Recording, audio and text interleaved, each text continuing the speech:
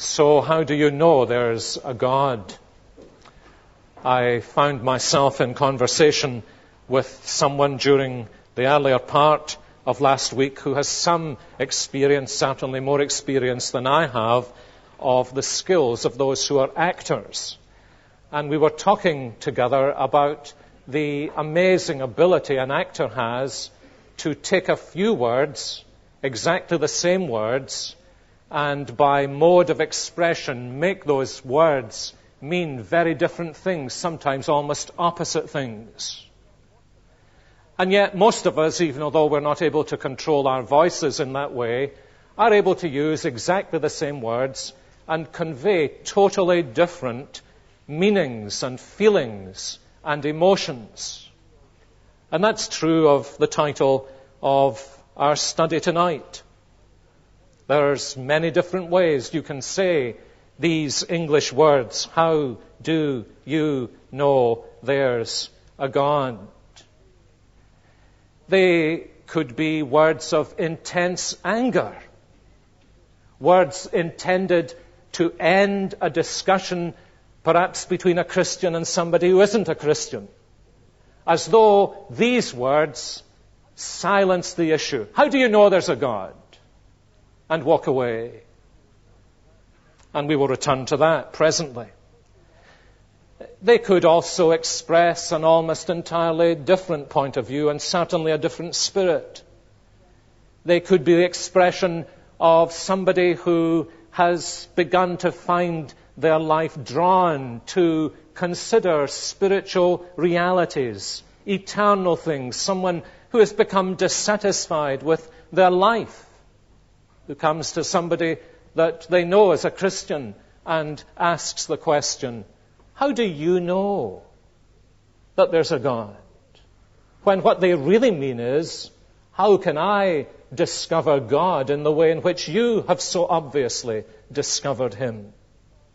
And I want us to try this evening to think about these words in a number of different ways.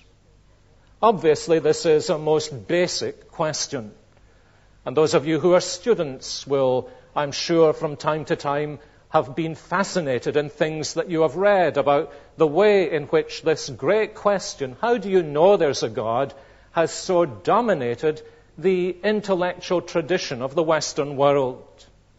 Every great thinker in one way or another in the Western world has asked this question and tried to find an answer. And some of you will be familiar with the great classical answers of the classical philosophers. The answer of a pre-Christian like Aristotle in the 4th century, who believed that everything was in a kind of state of flux, but behind that state of flux there was an unmoved first mover. Or the great 11th century Archbishop of Canterbury, Anselm, who developed what came to be known as the ontological argument for the existence of God that still fascinates philosophers in the 21st century. Or in the 13th century, the famous medieval scholar, philosopher, theologian, Thomas Aquinas, who in his great works employed 5 different kinds of arguments for the existence of God. Arguments that the philosophers and scientists in one way or another today still continue to discuss. But the fascinating thing in the midst of all this is that you search in vain in the pages of the Bible, the great book about God. You search in vain in the pages of the Bible for any of those arguments. And yet there is no book in all the world more confident in its proclamation of the existence of God and of the character of God and the works of God and even of the attitude of God towards us as individuals. Here, interestingly, in Romans chapter 1 is the greatest of all Christian philosophers and apologists and theologians. A man dealing in many ways with a world full of religious questions and a multitude of religious answers. And I want us to try and think together this evening a little about the way in which the Apostle Paul comes to this question. Provides us with a striking answer, because he believes that there is a way of understanding the answer to this question that is absolutely inescapable. And his answer in brief is this: that we don't discover the existence of God at the end or as the conclusion of a logical argument, but in fact the existence of God is the foundation for the possibility of any logical argument. We don't reason an individual to believe in the existence of God, because a conviction of God's existence is absolutely inescapable for every individual. In a sense, for the Apostle Paul, as pointless to try to reason to the existence of God for an individual as to try to reason to the conclusion of that individual's existence.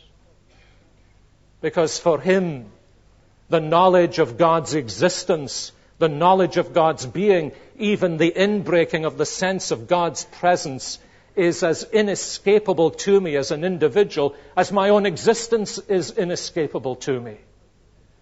And it's very interesting to see in this discussion here, in which he is particularly thinking about those who stand outside of the Christian faith, outside of the claim to Christian revelation. It's interesting to notice the way in which this principle undergirds everything that he says, and comes to the surface in those words that he uses at the beginning of verse 21. If you've a copy of the Bible and can look on, you will see it there in the opening words of verse 21, when he speaks about men and women and makes this extraordinary claim that they knew God.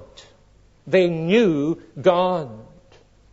He doesn't mean that in the sense that Christian believers have come into fellowship with God.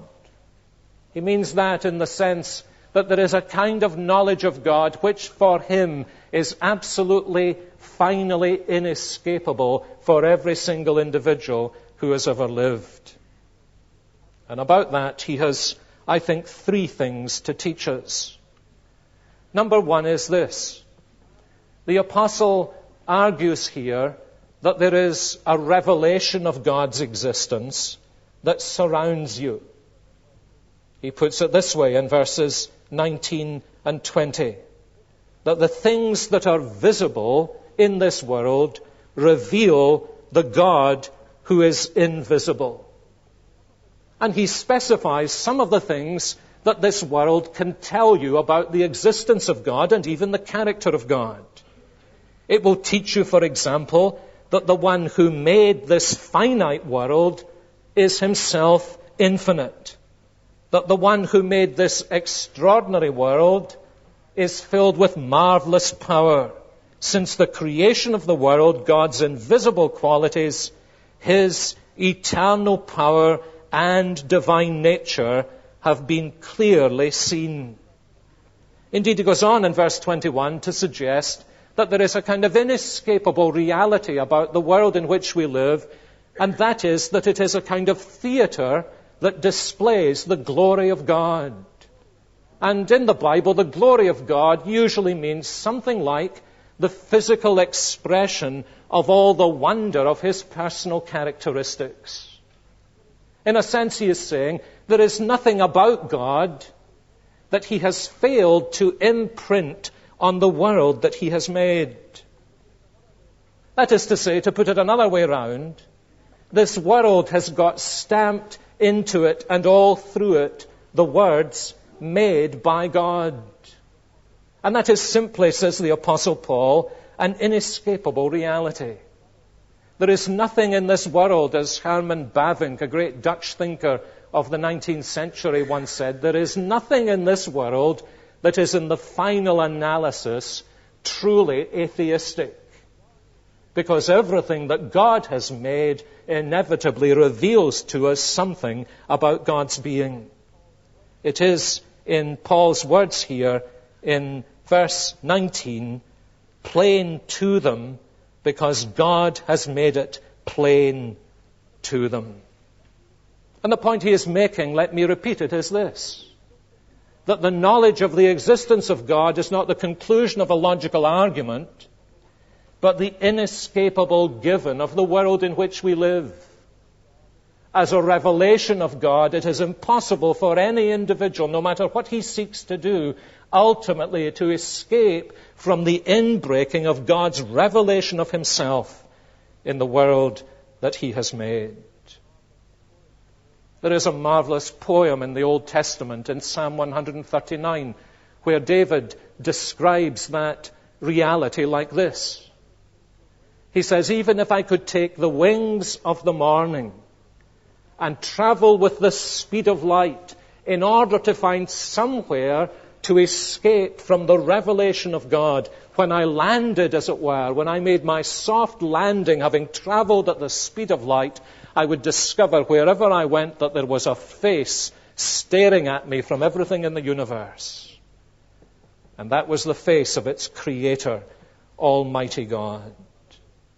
Or if I can put it another way, no matter how much an individual may declare himself to be atheistic, to deny the existence of God, he cannot, she cannot, in the last analysis, escape the fact that God has implanted into his created order, just because it's a creation, little time bombs that explode in our lives, that make it impossible for us to live consistently without drawing down borrowed capital from this basic reality of our lives. And it manifests itself in 1,000 different ways. You read the work of a humanist biologist who has no time for the presence of God or the idea of creation.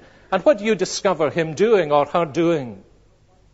As they seek to provide you with an absolutely atheistic interpretation of the universe, you find them, without exception, attributing the most remarkable intellectual design to creatures that they have already told you have no power of intellect and no power of design.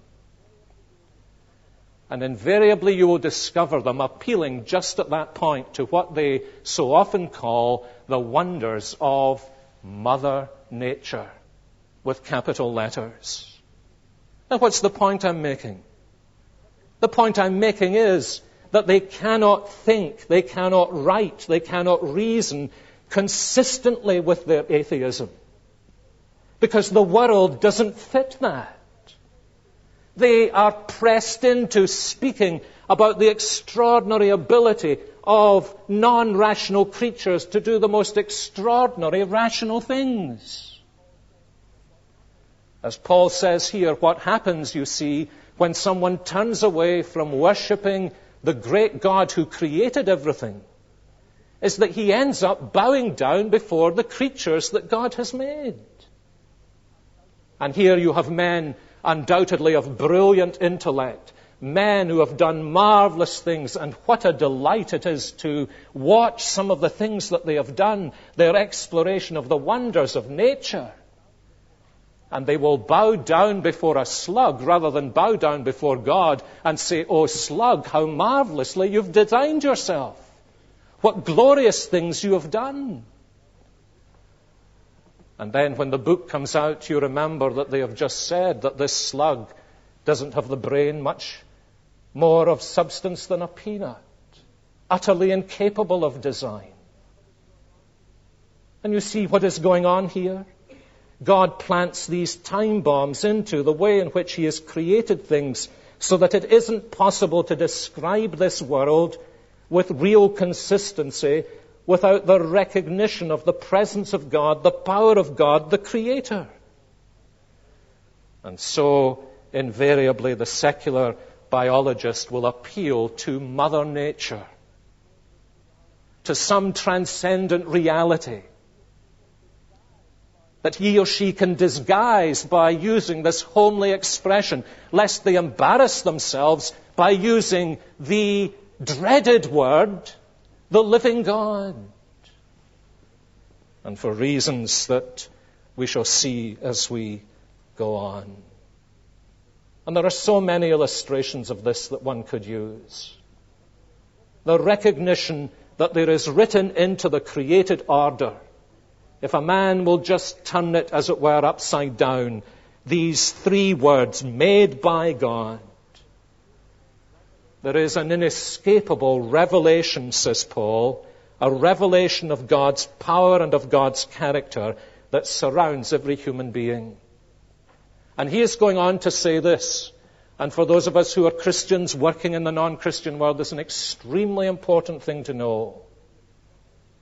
He says you will discover that the person who denies that this is true, who repudiates this revelation of God, must spend much of his energy denying a truth that he or she knows in the very depths of his or her being to be true.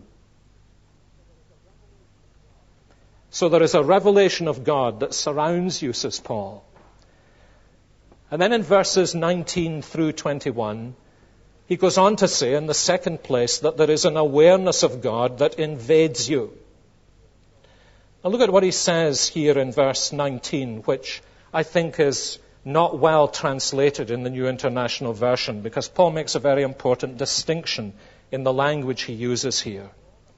He says, what may be known about God, and this is the version most of us are using, is plain to them because God has made it plain to them. But in the text that Paul is writing, he wrote in the Greek language, what he says actually is this: what may be known about God is plain in them because God has made it plain to them.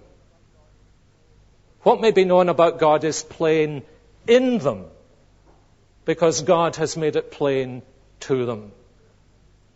And he's saying here something that for him is of immense importance. That not only do we live in a world that surrounds us with the revelation of God's being and character, but in that world we ourselves as individuals are invaded by God's revelation, and we cannot escape it. As somebody has put it, in this whole matter of revelation, we are not merely spectators of the drama, but actors in the drama.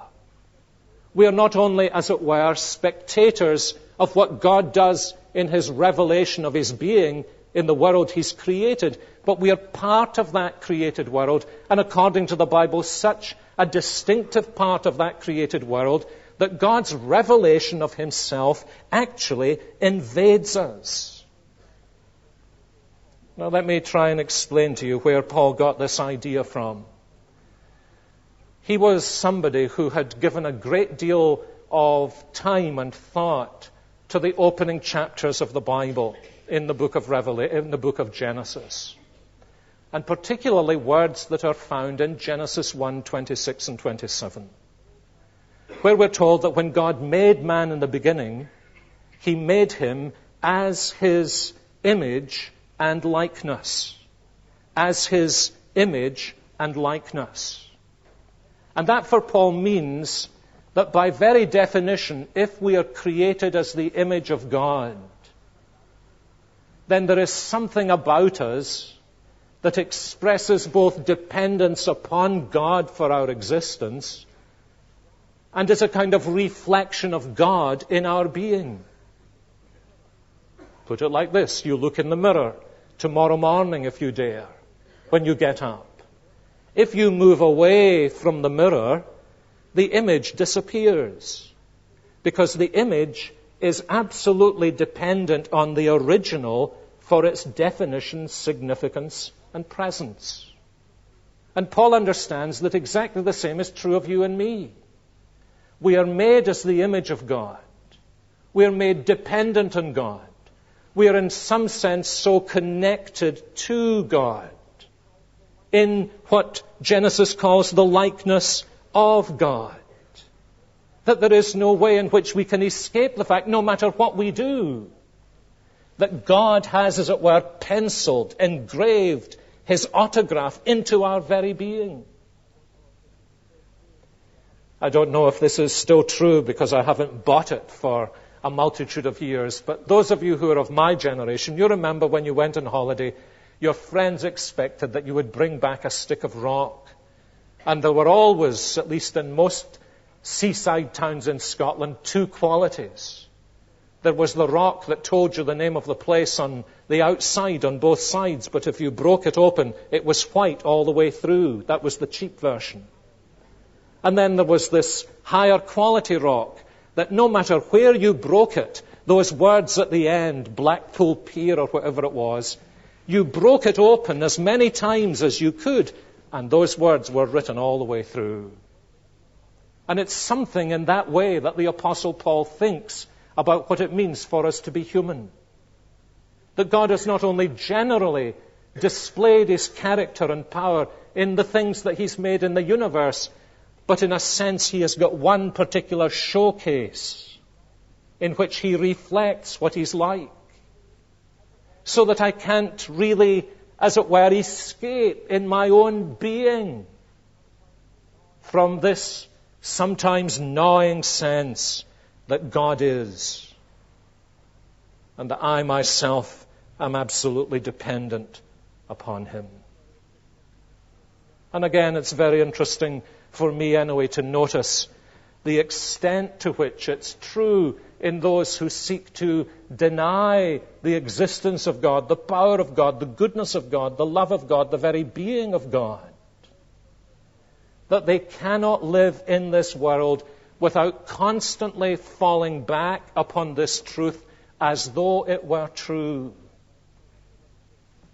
And again, there are so many illustrations of precisely this kind of thing. Why is it at the end of the day we look at the universe and there is an instinct in us that wants to praise? That's not a distinctively Christian emotion. That's a human emotion. But what is it doing there? It is an expression of that deep-seated instinct within our very being that there is somebody there to praise. It's not just that God has revealed himself beyond us. It's that God has made us for himself. There is this deep-seated God sickness within us. That whenever there seem to be moments when God puts on the lights in the universe, we stand in awe and wonder. We want to stand on our tiptoe and say, thank you to somebody. All the while we may be denying that there is somebody there to say thank you to. We ask questions which begin with the interrogative why. And not just questions that begin with the interrogative how, scientific questions. How did this happen? We ask such questions as, why did this happen? Why do we ask those questions?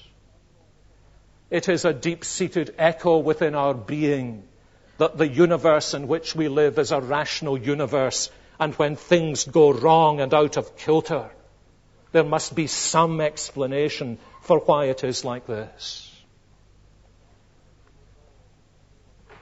Many of you will know the name of Richard Dawkins, perhaps the most vocal secular humanist in the British Isles in the last decade or so. I remember reading an interview in one of the newspapers with Richard Dawkins in which several things emerged. One of them was this. He was asked what he would say to parents whose child was dying of cancer. When they asked the question, why is this happening to our child? He would say to them, don't even think about asking that question. That's an altogether inappropriate question, but I can give you the answer to the question, how is this happening to my child? But do you see how much sleight of hand is involved in that? Do you see what Dawkins is saying, the author of The Blind Watchmaker? He's saying, I can live consistently in this world as long as I shut off parts of human reality that point to an ordered universe, to a designed universe, and to a great creator. In precisely the same interview, Dawkins, who made some extraordinary confessions in it, incidentally, about his personal life as well as about his intellectual life. And the two, I think, are not at all unconnected. He said, but I can listen to a Bach B minor Mass and weep and not know why I'm weeping. But you see what he does. He is to say, I can shut that off. I need find no explanation for that. I know the answer to the question, how is that happening in biological terms? But why it's happening in biological terms, to that question, why this moves me so deeply. Why it is that this expression in music of something that transcends my individual existence impacts on me in this way. I have no explanation for that. And you see in that very confession, he confesses the extent to which he cannot live consistently with his view of the universe in terms of the way in which he actually experiences the universe. Those of you who are interested in music, and those of you who are not at all interested in music, may know the name of John Cage, one of the more famous modern composers of the 20th century, an American who was born at the beginning of the 20th century. Cage developed a particular kind of philosophy that informed his music, the philosophy of indeterminism. And it was based on a view of the world, a kind of view that the world is all there is. And it was on that basis that he worked out his philosophy in terms of his music. Perhaps his most famous piece, at least the one with which I'm most familiar, indeed I could actually play it, believe it or not, written in 1954, is entitled 4 minutes and 33 seconds. A silent piece for any instrument or combination. And it's exactly that.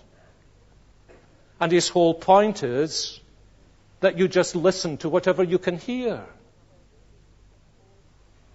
Another piece he composed has 12 radios tuned to 12, or at least randomly tuned, to different stations, and orchestral accompaniment, or the accompaniment of a couple of dozen players and a conductor. What's he saying? He's saying that's the kind of world we live in. It was Francis Schaeffer, whose name is known to a somewhat older generation than some of us, who, on discovery of this, and on discovery that John Cage had a personal predilection for eating mushrooms, posed the question, when John Cage goes out into the forest to gather mushrooms, can he gather mushrooms on exactly the same basis in which he views the universe as an entirely random phenomenon? Of course he doesn't. He makes jolly sure that he doesn't pick up any toadstools in case he poisons himself. And Schaeffer's point, of course, was this. That may go down well with some musicologists, but you cannot live your life on the basis of that view of the universe, because the entire universe shouts at you, we don't exist like that. And so constantly, you see this all the time. The atheistic philosophy, the secular humanist, is always drawing on the capital of God's revelation, of God's creation, in order to try and live in the world which he or she denies that God has made. And this again is Paul's point. His point is that we are created in such a way that there is within us an echo of the divine. As I said last Sunday in the great, great words of Augustine, who went through all this in one lifetime, you have made us for yourself, and our hearts are restless until they find their rest in you. And you see that in your own life. You go perhaps denying the existence of God, and then there is yet another little explosion. It may be the life of a Christian. It may be some tragedy that takes place in your life. It may simply be the sight of something wonderful that makes you want to stand on tiptoe like these great photographs at sunset and say thank you, until you suddenly remember, but I don't believe there's anybody there to thank. I mustn't do that. Although every instinct in you is saying thank you for this. It is, says the apostle, this this amazing fact that God has not only made us spectators of the wonder of his created order, but he's made us, as it were, walk-on actors in the drama of his revelation. And because we are made as the image of God, we simply cannot escape this sense that there is another. There is an extraordinary verse in the Old Testament, in Leviticus 26:36, that Christians in another generation used to love to use in this context, where God says, I will make them jump at the sound of a falling leaf. Why do people do that? It is because of this deep down sense there is in the human being that there is another, that you are never actually alone and isolated and hidden in the universe.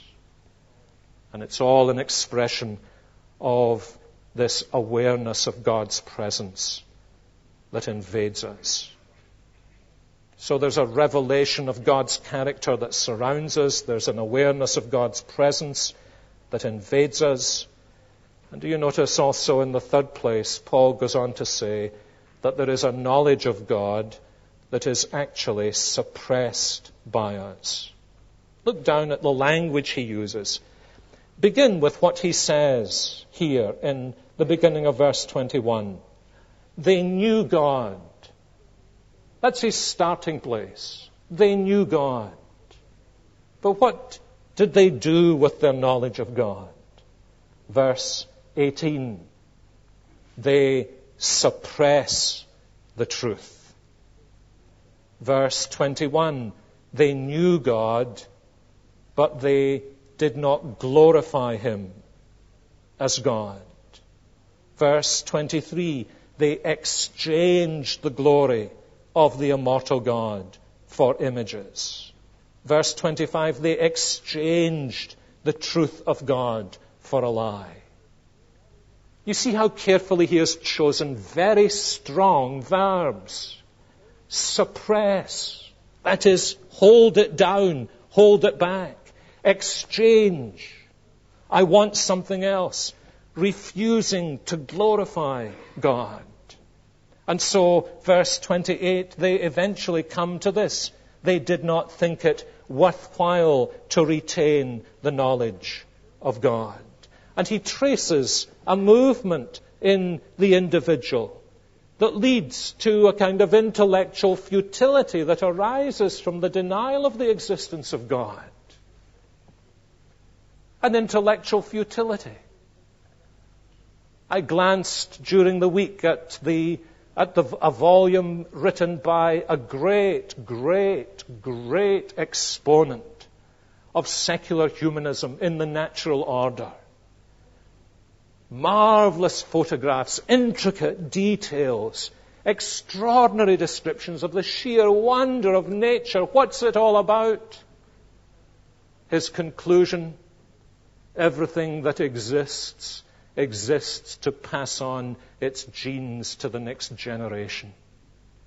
And I thought of the words of the writer of the book of Ecclesiastes, vanity of vanity. Everything under the sun is just vanity. And that's exactly what Paul is speaking about here. The rejection of God leads to an intellectual futility, because at the end of the day there is no inherent point to anything. It leads also, he says, to a spiritual darkness. Verse 21, their foolish hearts were darkened. It leads to an arrogant folly. They thought that they were being wise, but they actually were behaving like fools. It leads to a false religion, and it does. It appears in all kinds of subtle ways, but it appears. If men will not worship the God of heaven, said G.K. Chesterton, the alternative is not that they will worship no God. The alternative is they'll worship anything. They will attribute to the slug in the slime honor and dignity and design and purpose and extraordinary reason that they will refuse to attribute to God. And it's often, do you notice, he says, connected to personal lifestyle. The question of morality appears here, and the way in which it invades eventually a whole society. What's the point he's making?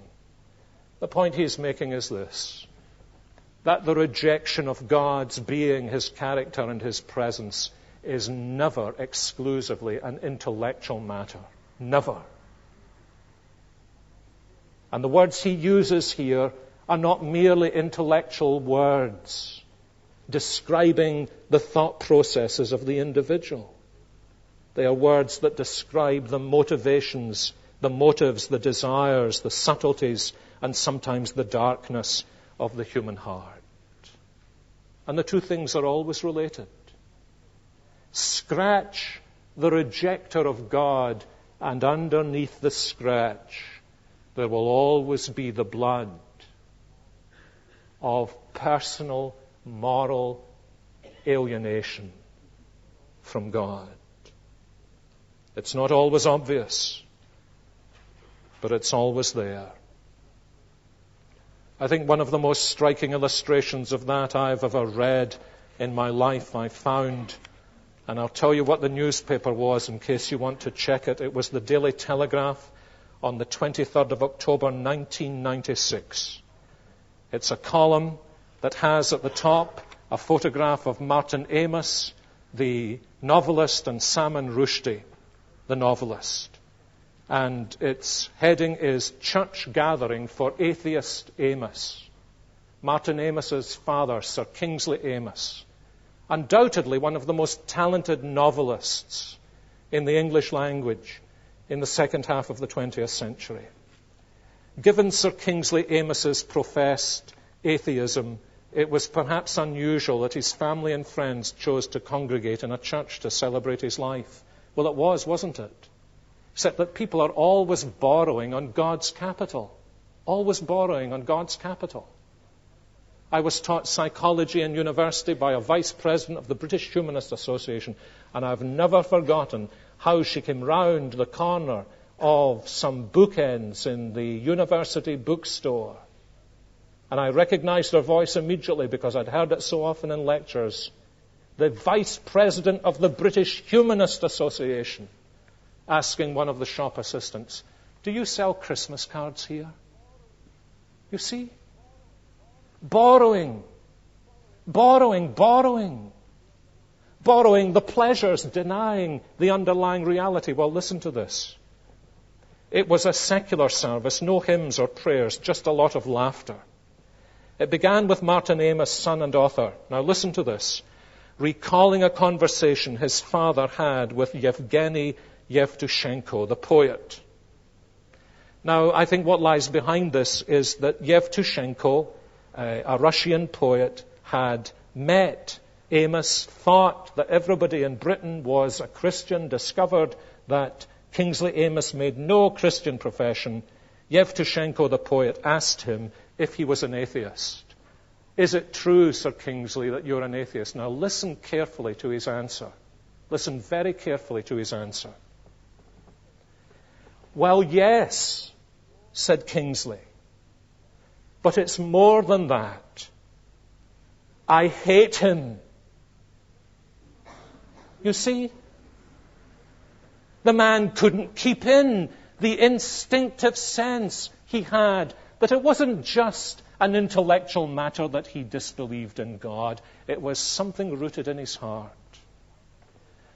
Now, I make no value judgment on this, but it is amazing, absolutely amazing, how the next paragraph reads. And Caroline Davies, who wrote this, I don't know whether she's a Christian or not, whether she even thought for a moment of the connection, but listen to this. "It was also an occasion for those close to Sir Kingsley to meet. Hilly, his first wife, and now Lady Kilmarnock, and Elizabeth Jane Howard, the novelist, and the second wife, whom he refused to speak to after their divorce in 1983, were both present." Now, what does that tell you? That tells you something about a kind of chaos,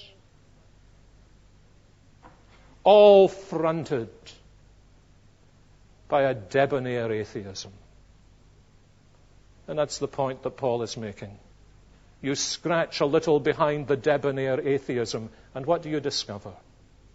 You discover at the end of the day that there is a deep-seated motivation in the human heart that will not have God, not because there is no knowledge of God. The darkness, says Paul, is not out there in God's revelation of himself. God's revelation of himself is crystal clear. The darkness is in here, because the darkness is in here, because I hate him, because I will not have him, because I will not bow before him. It's unlikely to be quite as dramatic as that, perhaps in your life or in my life. But it's the same sorry story. And that's why Paul, as he goes on in this letter to the Romans, tells us that if we are ever to not only recover the knowledge of God in creation, but to know God the way in which, as he understood the opening chapters of Genesis, men and women were originally created not simply to be like God, but to have fellowship with him. Do you remember how the story is told? Adam named all the animals, but there wasn't an animal that was really like him with whom he could have real fellowship. And so God made him a woman who would really be like him, so he could have real fellowship with somebody else in the world, just as he had been made himself as the image of likeness of God, so that he could have fellowship with God, friendship with God, communion with God, know God. And in the light of knowing God, see that this whole world was a vast mosaic displaying God's character, God's power, which God then said to him, Adam, go and explore it. Go and explore it. But now something extraordinarily radical is needed. For this enmity of which Sir Kingsley Amis spoke, God needs to do something to bring about reconciliation. For this darkness in our minds, God needs to give illumination so that that darkness can be dispelled. For this heart of mine that is so at enmity with him and has desires to glorify myself rather than glorify God, there is a kind of regeneration needed, a reconciliation, an illumination, and a regeneration. And that, my friends, is why the Christian gospel is so satisfying, both intellectually and morally, spiritually and personally, because this is precisely what the Christian gospel tells us God has provided for us in the gift of his Son, Jesus Christ. He's provided reconciliation because God has, as it were, placed upon Jesus this hostility that has existed between himself and ourself.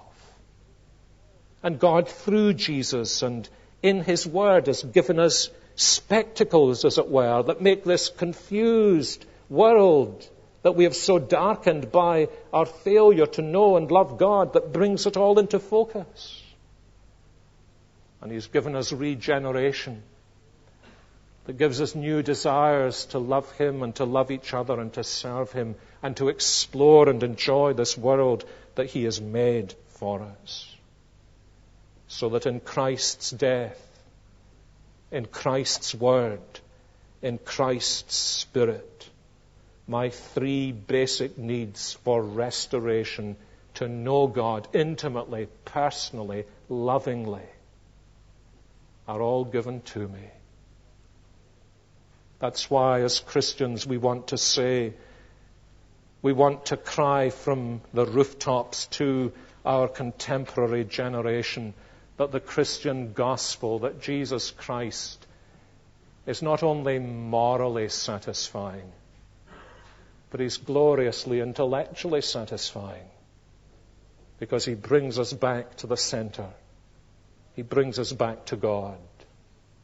And we begin to see, as one of the hymn writers put it, that whereas this was a strange world in which we lived, we now see that something lives in every hue which Christless eyes have never seen. And we see these marvels of nature, we see the marvels of the discovery of science, and we no longer bow down before slugs and birds and animals and other such creatures and say how marvelous you are. But we bow down before the living God and we say, Lord, how can this be true? That you who have made all this with the wonder of your mind desire also to know me, to love me, to trust me, to bring me into fellowship with yourself. And that's the Christian gospel. That's the Christian faith. How do you know there's a God? Because you can't escape from Him. But how do you know God? The only way, the apostle goes on to say, really to know God is through faith in Jesus Christ.